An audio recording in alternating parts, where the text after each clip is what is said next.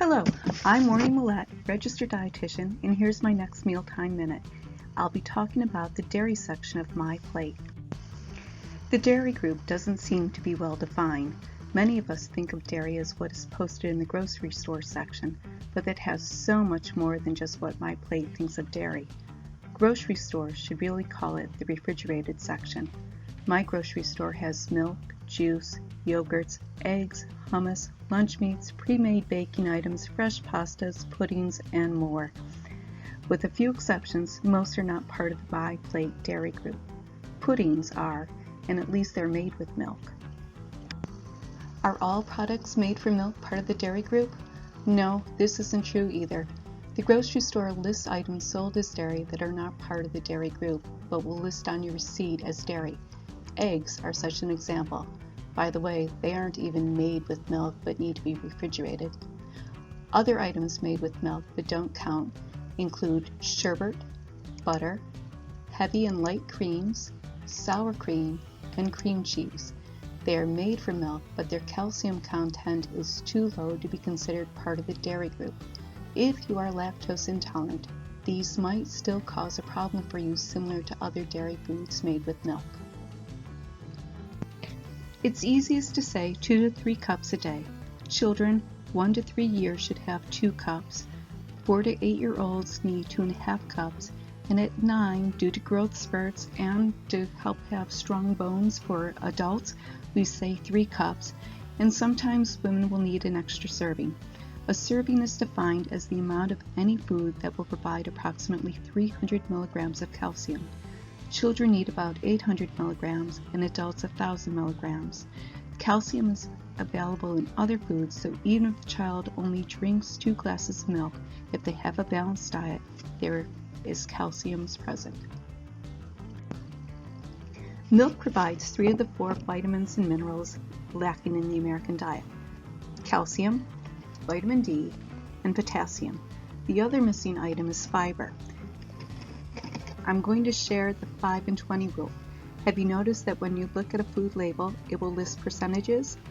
Any food that lists 5% or less is not considered a very good source, but any food that provides 20% or more is considered a good source.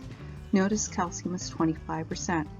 Just know that these percentages are based on an adult need of 1,000 milligrams.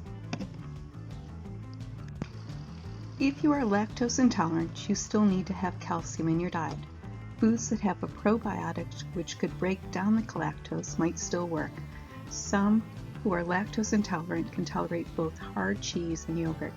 Lactose-free milk is also a possibility, as it has broken down the lactose, the milk sugar, that causes the problem. If you are lactose intolerant or think you might be, talk to your doctor and dietitian. There are many milks on the market.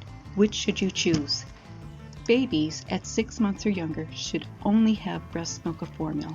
This is everything in the best proportion to help the baby grow and be healthy.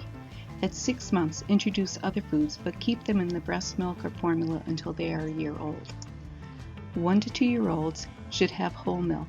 Their bodies need the fat for nerve and brain development.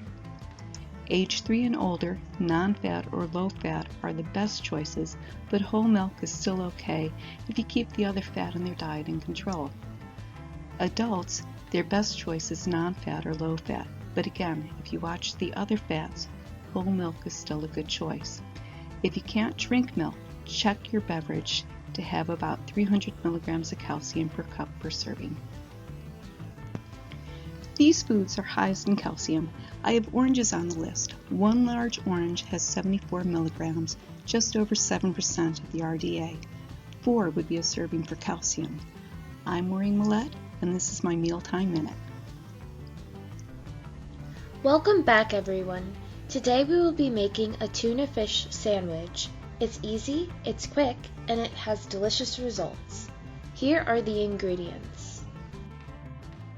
We have 1 apple, 1 can of 12-ounce chunk light tuna, which we will soon drain, low-fat plain yogurt, reduced fat mayonnaise,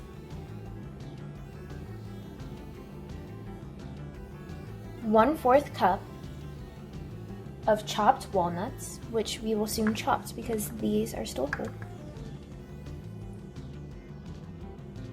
1/8 teaspoon of ground black pepper, 2 tablespoons of chopped fresh cilantro, 1/2 teaspoon of curry powder, and this recipe yields 4 sandwiches. So I took a lettuce leaf and I basically just split it in half for each sandwich.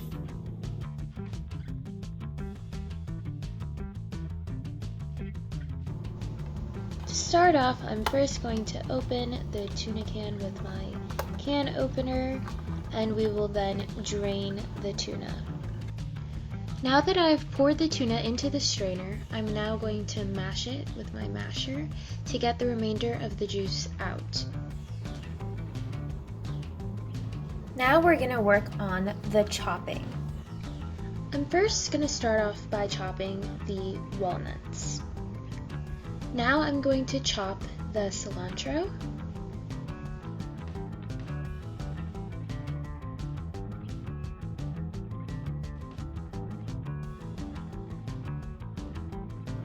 Okay, so now we're going to cut the apple, and if you don't have a core, you could just slice it into 8ths, but if you do, you can use that instead.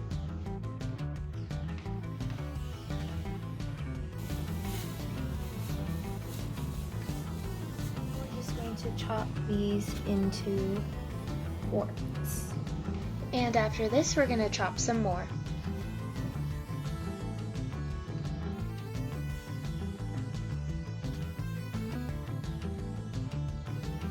Now we're going to add all the ingredients we just chopped, so that's the cilantro, the apple, and the walnuts. Next up we have the yogurt, the mayonnaise, the black pepper, and the curry. It's Q&A time! Our question today comes from Alexa. She asks, why should I store my food inside a metal container instead of a plastic one? So the answer to this question is quite simple.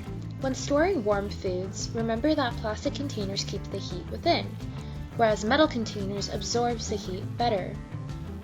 Ultimately, metal containers are a better conductor of heat, while plastic ones are not. Storing your food in a metal container will prevent your food from locking in the moisture and creating bacteria, especially when it comes to meat.